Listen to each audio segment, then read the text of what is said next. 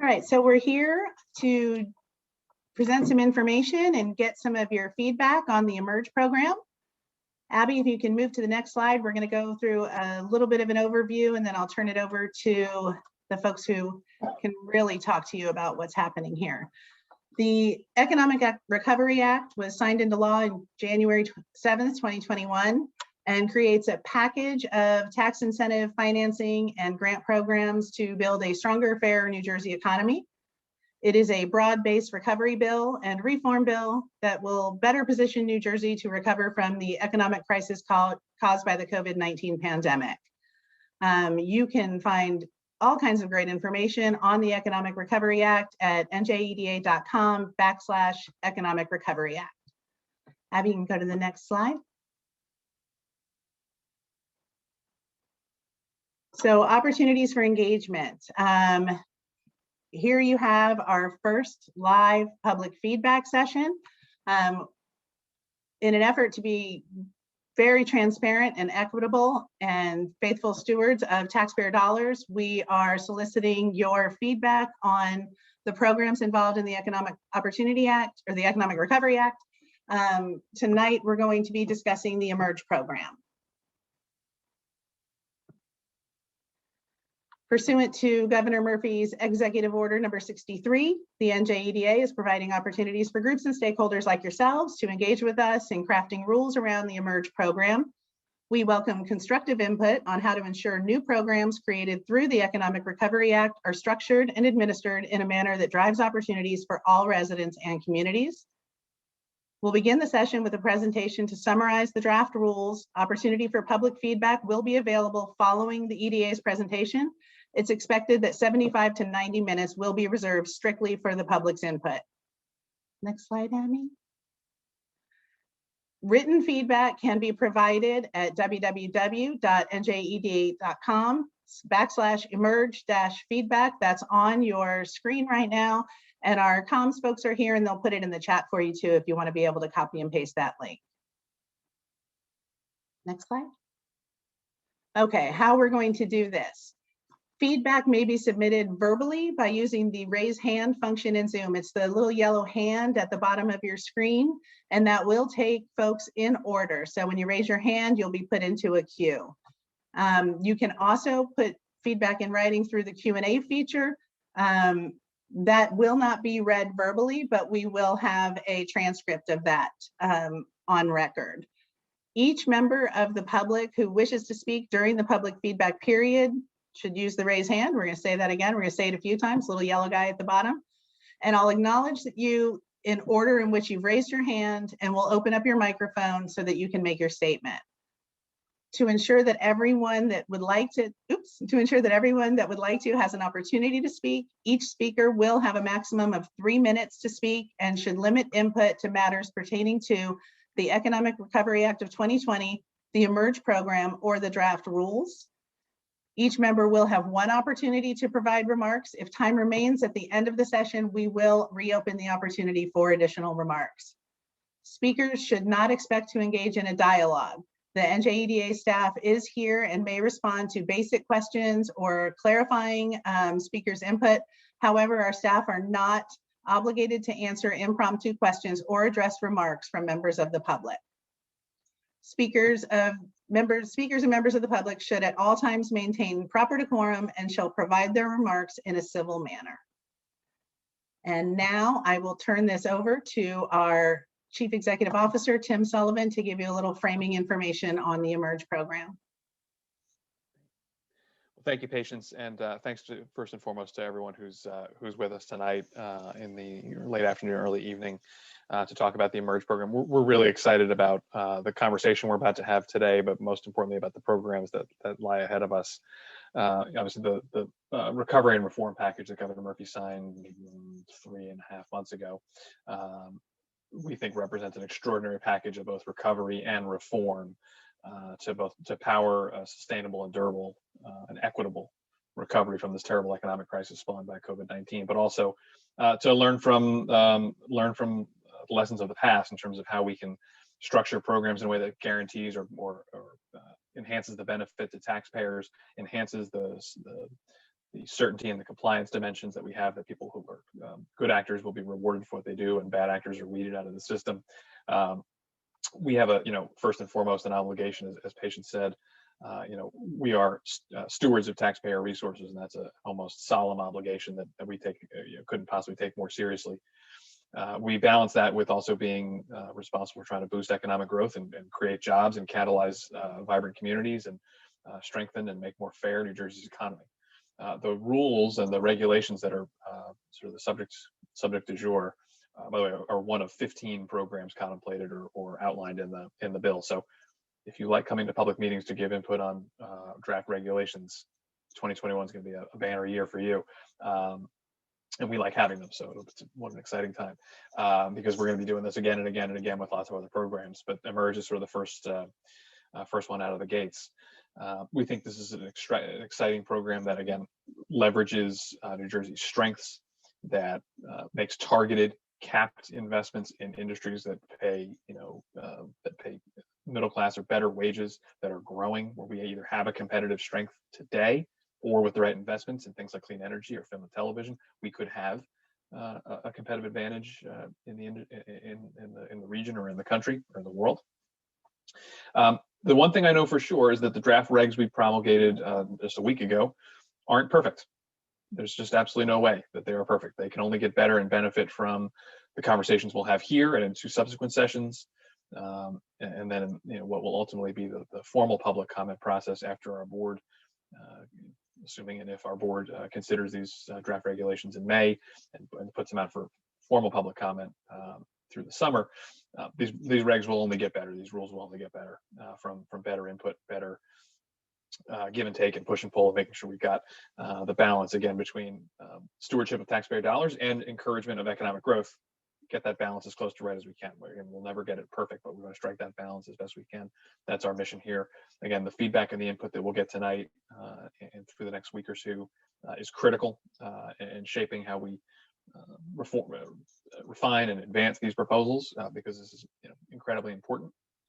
It's also important we get it done with some pace, because the economy is getting ready to recover in earnest, and we want to be able to maximize and capitalize on the opportunities that present themselves through that recovery period. So again, we're excited about this. We're appreciative of you all taking the time. We're appreciative in advance of your feedback and your constructive suggestions for how to improve this and make it better. And again, if we can answer some factual questions along the way, all the better.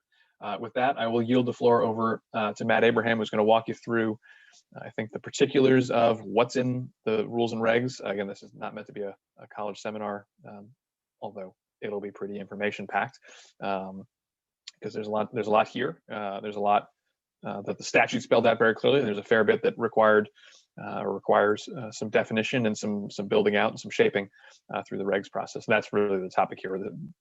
There are many lively debates that can be had about what should or shouldn't be in the legislation, what should or shouldn't have made its way in.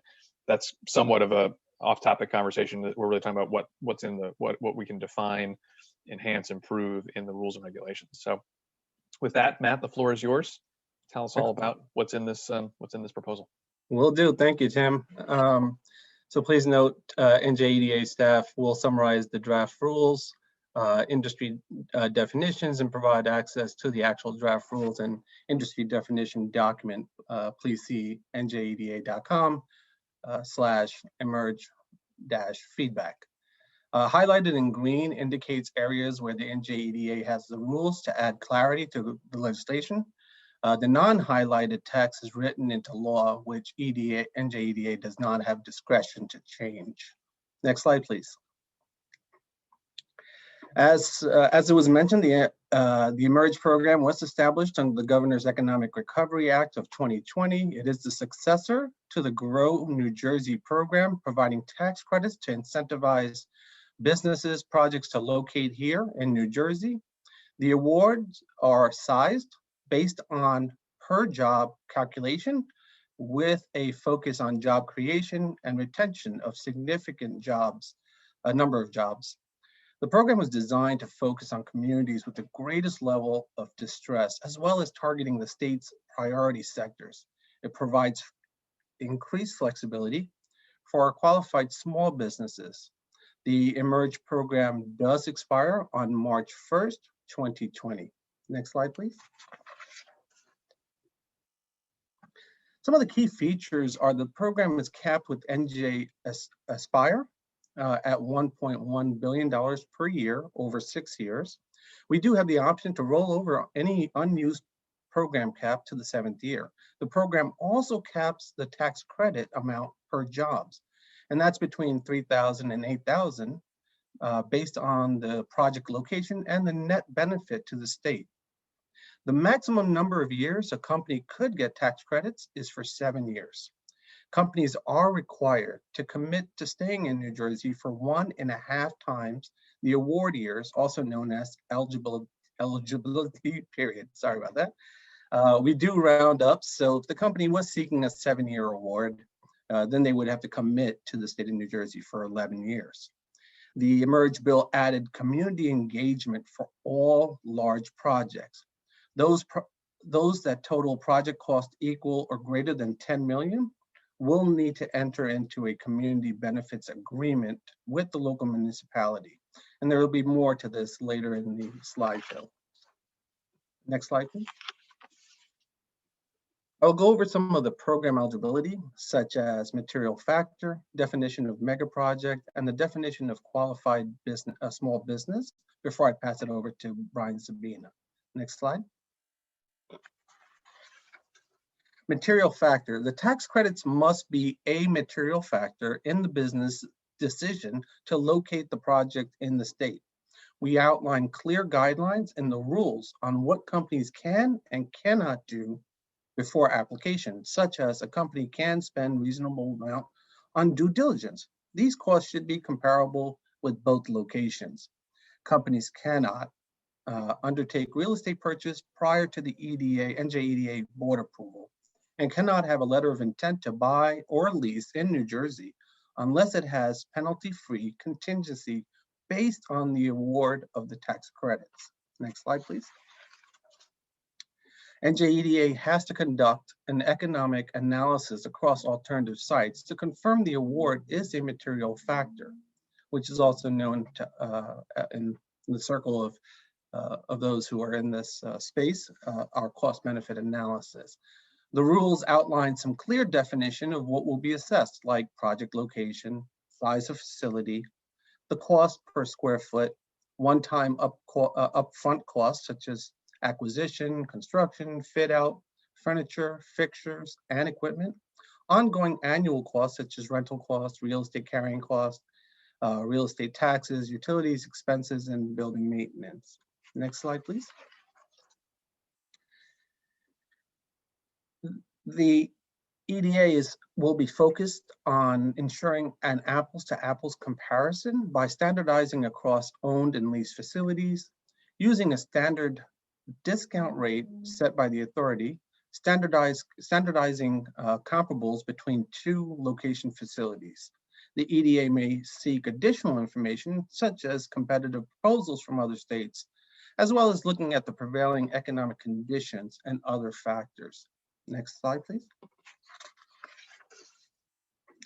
So here we're going to define a mega project. So what's a mega project? A mega project is a project that's creating 500 or more net new full-time jobs, a minimum of $50 million of capital investment, is in a targeted industry, and is an industry-leading investment in new technology or high-growth sub-industry, or catalyzes a new sub-industry or industry cluster within the state.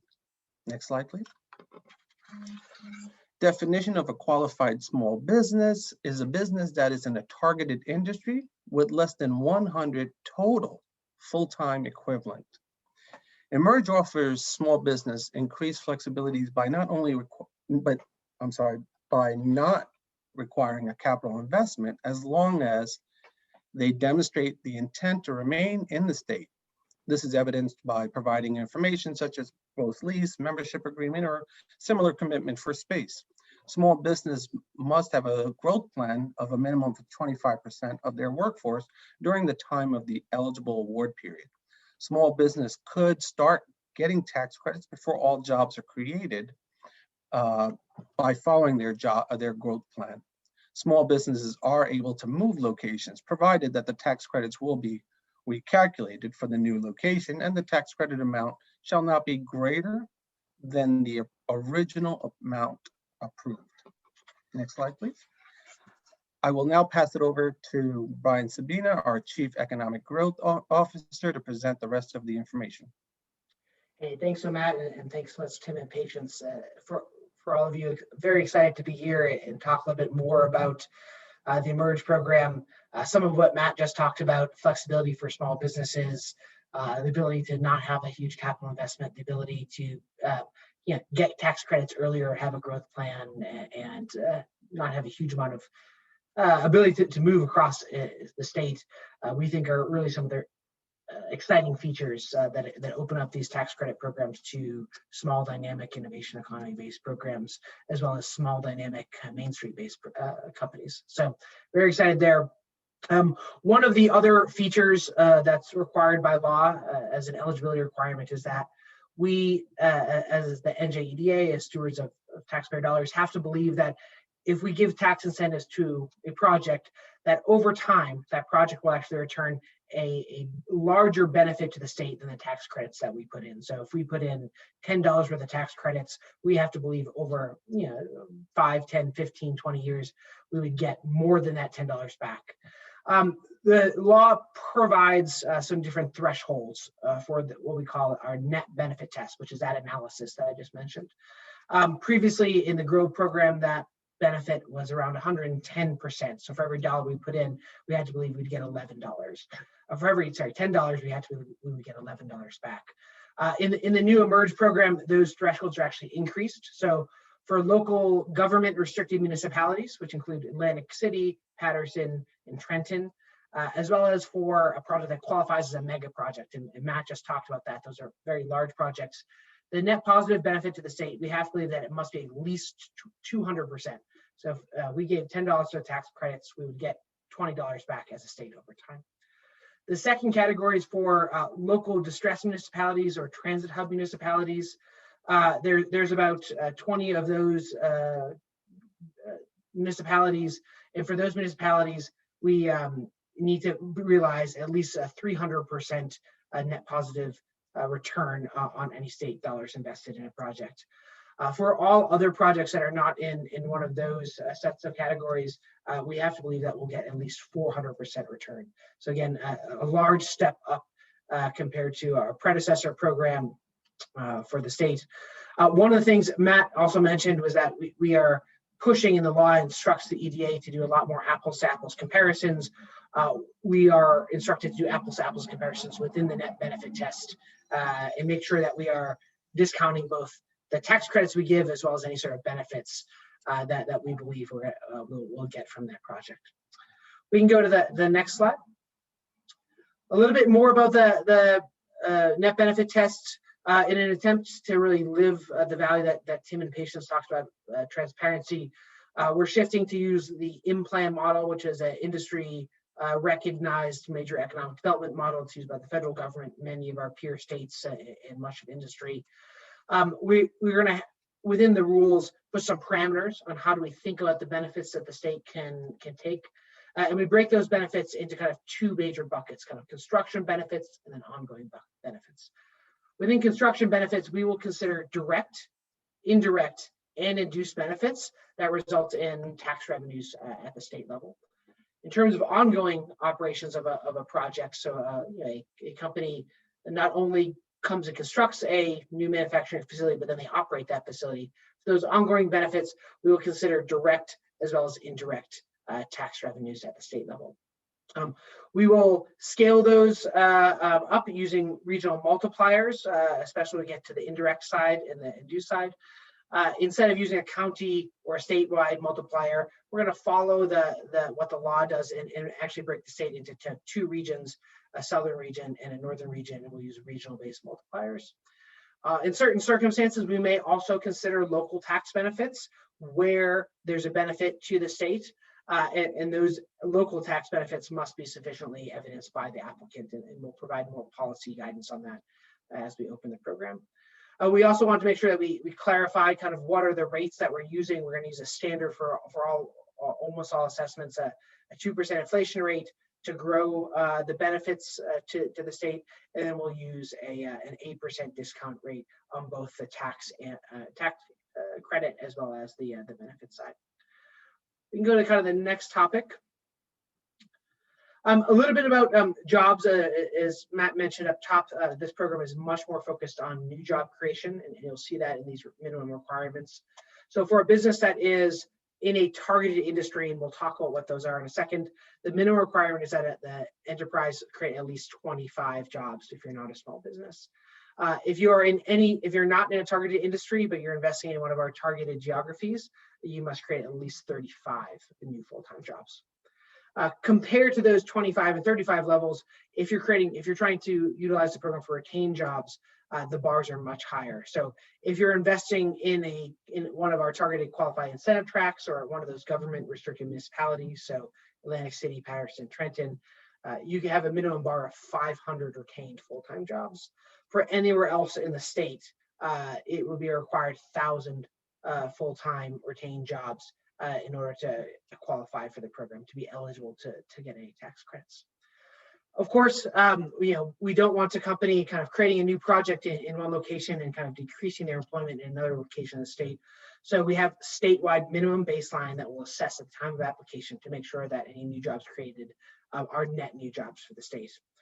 We also want to make sure as a state that we're incentivizing the right types of quality of jobs. All jobs must offer health benefits through an authorized health benefit provider plan, as well as all jobs that are getting incented must pay no less than $15 per hour or 120% of the minimum wage, whichever is higher. So we are excited about that. On the capital investment side, so there's kind of job requirements. There's also capital investment requirements. This is kind of broken down into kind of this 2x2 matrix you kind of see on the top of this page. We think about this in terms of both the type of project as well as the type of space.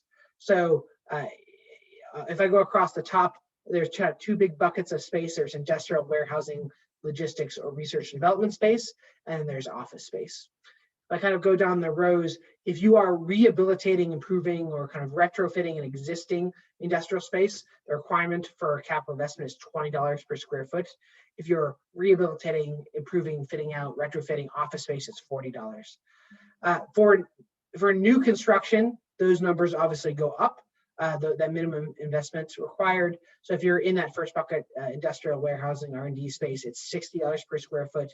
If you're looking at office space, it's $120 per square foot. We've provided some clarity as we look to how projects come together. So if a building is mixed use, so we'll say it have some manufacturing, which would be industrial, and some office, we will blend those. We'll look at each amount of square footage and apply the appropriate minimum capital investment, and then we'll aggregate that as a total number for the project. We will allow numbers to aggregate for projects that are close to each other or proximate to each other. If there's two buildings on either side of the road, okay, we'll aggregate all of that. But if you have two buildings that are on the other side of the state, which we see sometimes, each one of those buildings will have to have its own minimum capital investment. One of the great features as part of this program is that sometimes when a company comes to New Jersey, they find an existing office space or an existing industrial research and development space that's already been built. We don't want those companies to gold plate and just have to invest more money in a perfectly good building. So we've created a feature called the Recovery Infrastructure Fund, which allows companies to donate money into that fund for local projects in the local municipality that the project's located, in place of putting additional capital investment into the building itself. So if a company came in and there was a perfectly wonderful office space, instead of putting more money to that office space for office chairs or such, they could donate that into the infrastructure fund, and that would allow the municipality to access that funds to do things like workforce development, community security, community infrastructure, bus stops, roads, parks, and the such. So excited about that as an alternative within the program. We can go to the next slide.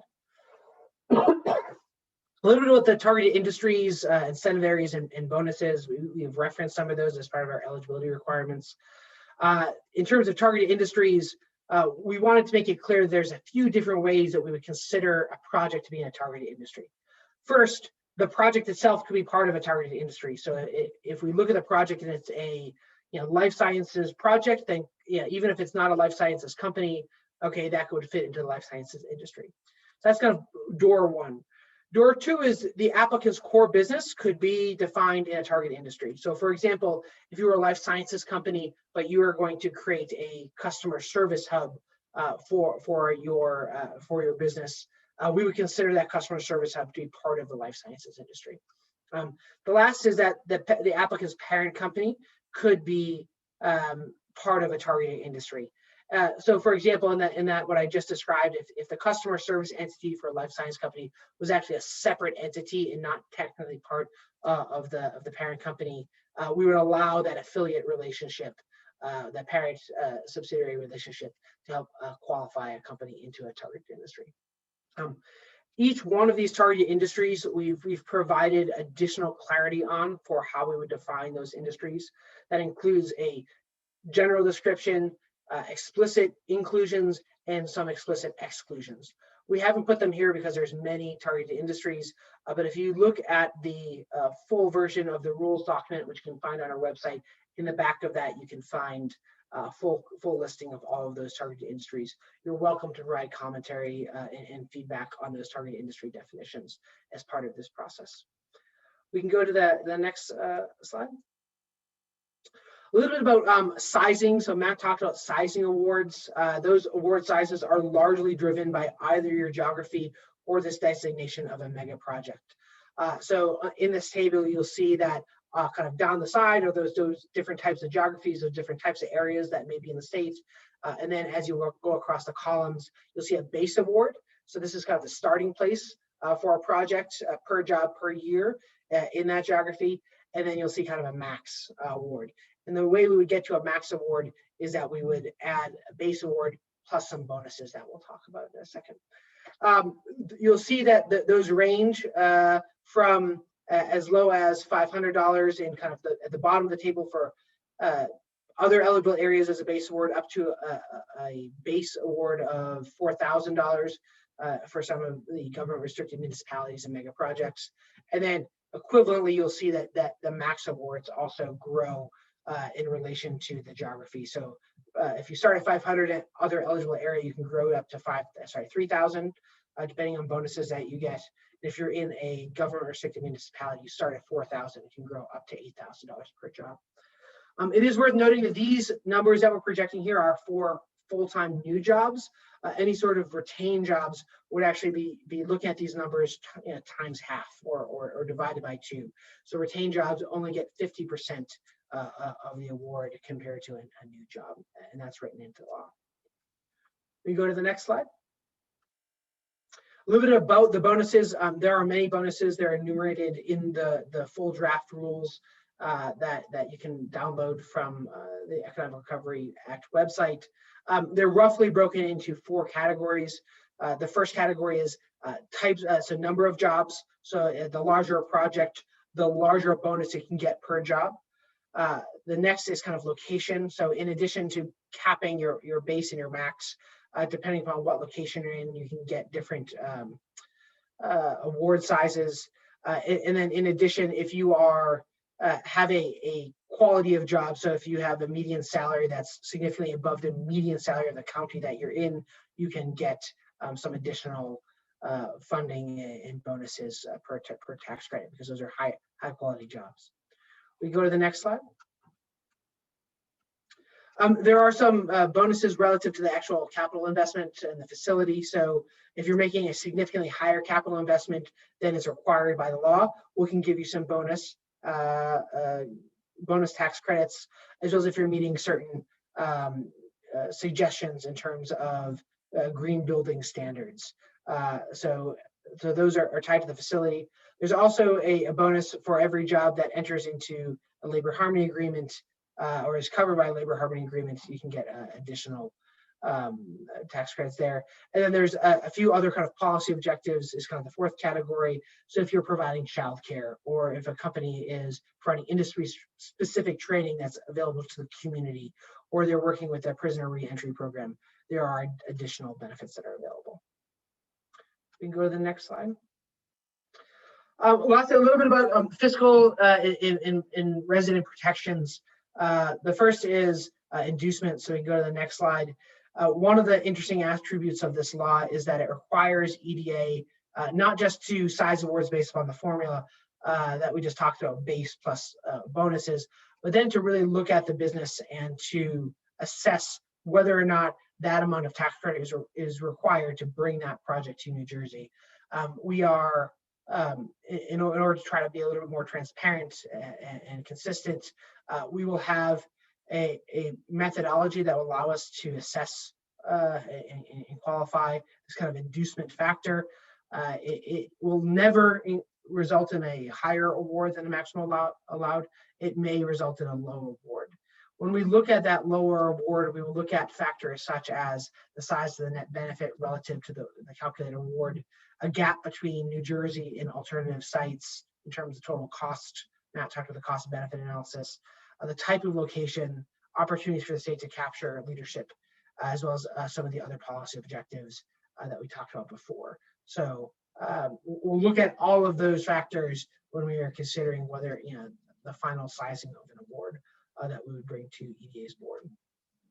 You can go to the next slide. One of the other features that's quite exciting and interesting and new in this program is a commitment to create using community benefits agreements. Matt indicated that these are required for projects with a total project cost of $10 million or more. And then kind of the way that will work is the business will enter into the actual community benefits agreement with the chief executive of the municipality that project is based in. The authority will also, so the EDA will also be a signatory in that agreement. The municipality may, if the municipality does not want to kind of do this negotiation or does not have the capability to, they can seek that the county chief executive to actually lead this effort. To make sure that there is community engagement, we will require that the municipality or county, in some circumstances, hold at least one community engagement session that's publicly noticed and uses the Open Public Meeting Act requirements to make sure that they're getting community engagement before they enter into this community benefits agreement. The municipality will negotiate the final terms after that engagement session, and then they will establish what we'll call a community action committee. That community action committee will then review the ongoing progress and compliance between the company and the municipality relative to any commitments that are made in the community benefits agreement, and then report back to EDA on an annual basis whether or not the business is meeting their commitments or not.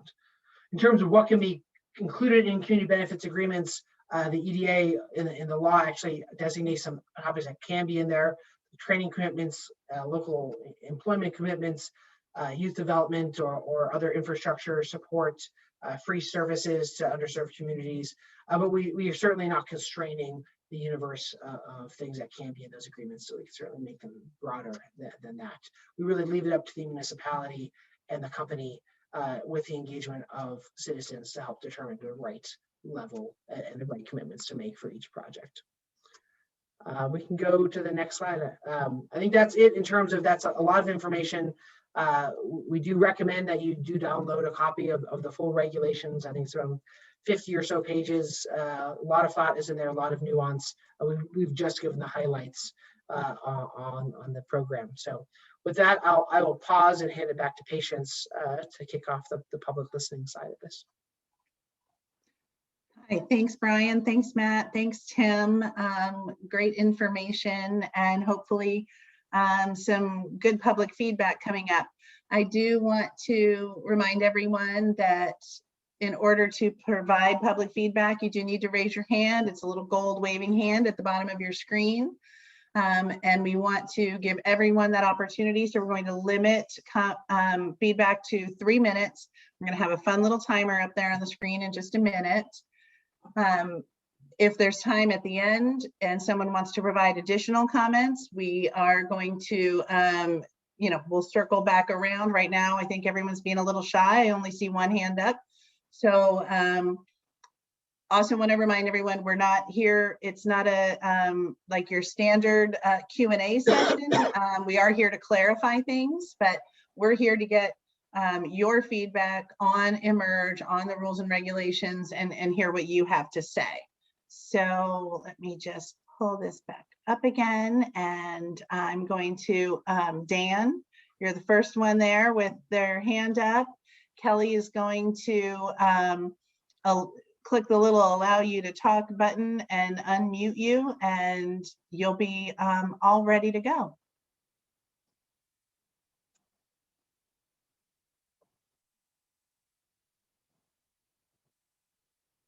Soon. Can you hear me? Yes, we can hear you. Hi, how are you? Thank you so much for having this. So the question that I have is, we fall between that 100 to 500. We're looking at a site of about 350 individuals. So where do we fit in with that? So I'll let Matt or Brian come in to clarify the guidelines as far as where you fall between 100 and 500. I'm sorry, could you just help us? Could you maybe repeat the question? I didn't quite understand the full scope of your question. Yeah, well, you mentioned that there were two areas. There was an area of over 500 individuals and an area less than 100 individuals, or up to 100 individuals. We happen to fall between those 2 points. We're looking at a facility that's going to be about 350. So is there a special program for a facility of that size, or? Yeah, happy to answer this because I think it very much is a clarification. So as part of the program, there's a split at 100 jobs. So for companies that have fewer than 100 people, they'd be considered a small business. And there are certain flexibilities and bonuses and benefits relative to it being a small business in the program. For any company that is over 100 full-time equivalents, you'd be kind of considered a normal, regular business applicant into the program. The split at 500 is specific to the ability to apply with either new jobs versus retained jobs. So the minimum requirement for companies applying to the program with new jobs is either 25 if you're in a targeted industry, or 35 if you are not in a targeted industry. So if you're creating new jobs and you're looking for an incentive, those are the minimums. Yeah, so if you're a 350 person company, then you certainly project, and you would certainly, if you're creating new jobs, could fit into that bucket. However, if you're looking for incentive to retain your jobs, so for example, if you're a company that is here in New Jersey and is considering leaving the state and you're seeking incentive to keep you in New Jersey, the minimum size of the jobs numbers that we'd look at for those sorts of conversations will be 500. Okay, thank you. Thanks, Brian. So currently, I don't see anyone else with their hand up. So I saw a couple of questions in the chat wondering if these were going to be posted online. Yes, they will be posted online. So this first one will be posted online at www.njeda.com/emerge-feedback, as will the ensuing. Okay, we've got another taker. And if I pronounce your name wrong, I apologize. Our next speaker is Alap Shah. Yes, can you hear me? We can. Thank you for joining us. Thank you. If I have not yet incorporated, but I plan to incorporate a small business, can you explain how the rules apply in terms of the minimum number of jobs created? Because it looks like there has to be, I think, a 50% increase. But if you start out from zero, then how does that work? Yeah, again, I'm happy to answer this question because it's a clear clarification of what's in the rules. So within the definition of small business, it's any company that has less than 100 full-time equivalents. Obviously, if you are relatively new and have only one full-time equivalent or 0 full-time equivalent, you would meet that definition. The requirement for those circumstances is that you would be required to create at least 25% growth over the course of your term. So, if you had, presumably one rounded up. So if you had one job, the requirement would be that you would, need to create at least one more job.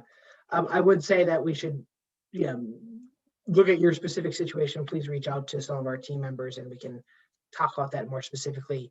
This program may not be best suited for really early stage companies, and there are other tools, both at EDA as well as with some of our sister agencies like the Commission on Science, Innovation, and Technology, that may be a better fit to support your growth. Thank you very much. Thanks, Brian. Okay, next in line, we have Isaac Kramer.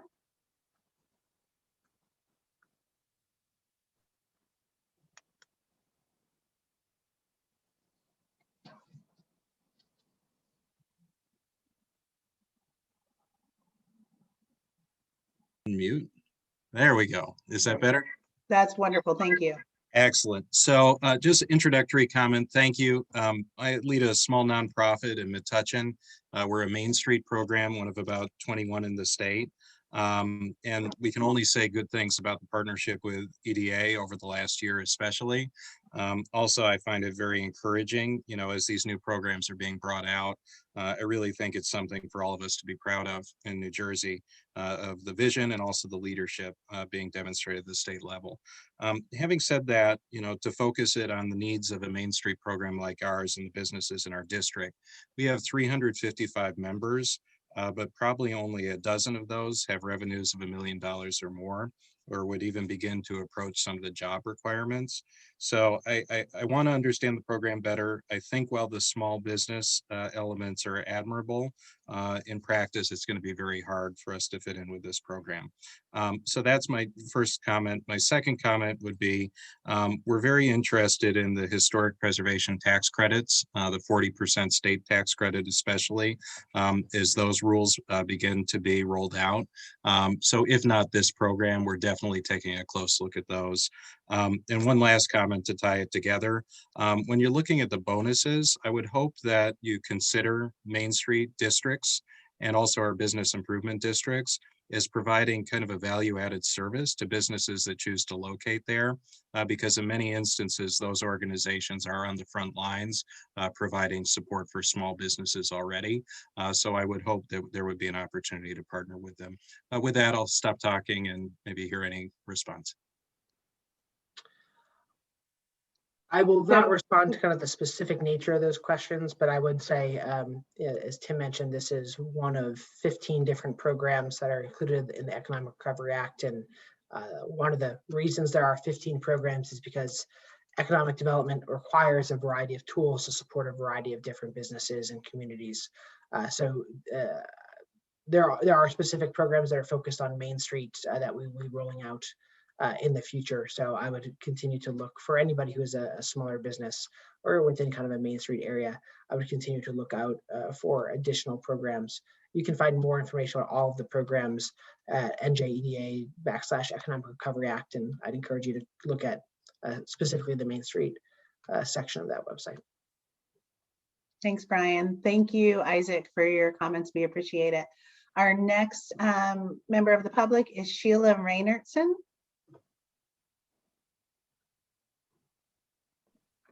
Hi, thank you so much for allowing us to attend this presentation.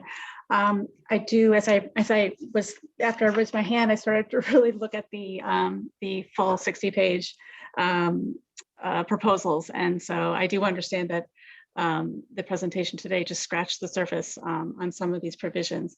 But I would love to hear just a little bit of the community benefit agreement provisions sort of fleshed out a little bit more. I see that you focused on the monitoring the implementation of the agreement, which is really important with the appointed committee and the committee reporting to NJEDA. once a year. Can you go into a little bit of what the accountability regulations look like? I do see that, mediators, possibly there are 60 days to fix it. If they don't, there's a hearing. Just going into a little bit of that, it seems to give businesses a long leash to uphold their end of the CBA. And I'm curious how that decision was made. Thank you.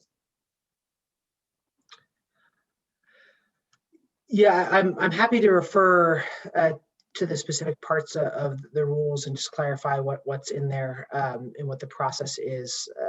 I won't comment on, this is an area where the law provided the EDA an ability to define the right process here. And we've done that in the rules. As you indicated, it starts with an agreement between the municipality and the business, informed by public feedback, signed off by the EDA. There's an implementing committee called the Community Action Committee that then reviews the implementation of that on a yearly basis. They're required to provide a report to EDA.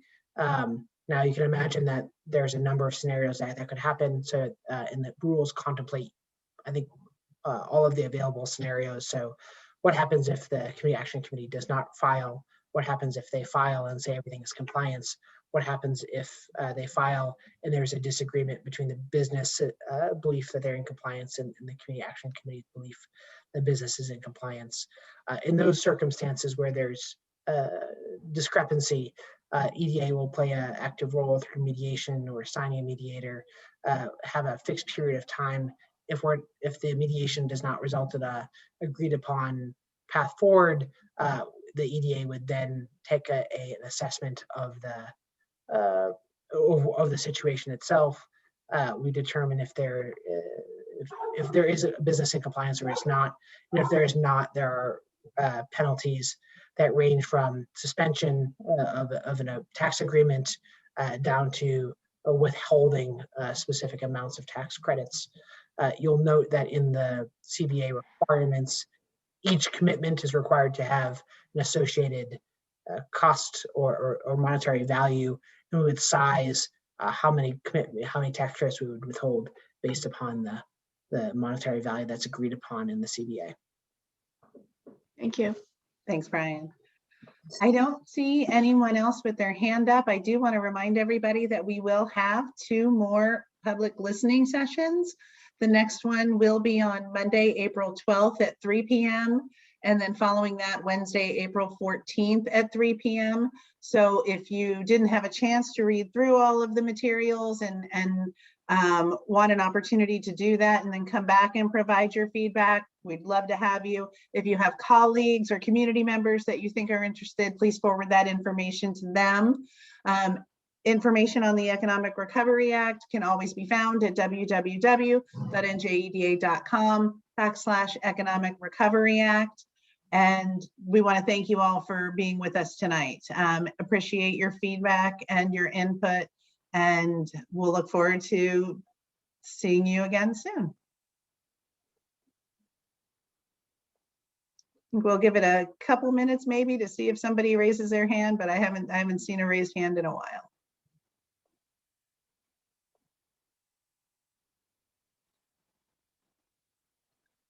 Oh, I think we can go back to Isaac. You've got your second round of feedback coming up. Thank you. This will be my second and final. I'll also be brief. I did notice the transit village designation, and then the need base is, I'm actually looking at page 23. The qualified business facility and distressed municipality or transit hub municipality. So am I to understand that non-distressed transit hub municipalities would be able to participate? I think we were flipping to that part of the bill. Could you just repeat your question again? Sure. It's page 23, number 5, item I, distressed municipality or transit hub municipality. So am I to understand that non-distressed transit hub municipalities would be eligible? That is correct. Thank you. Thank you, Isaac.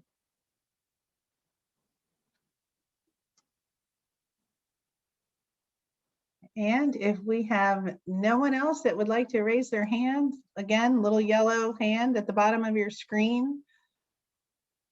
We'll say a final thank you. Again, njeda.com/emerge/feedback or njeda.com/economic recovery act.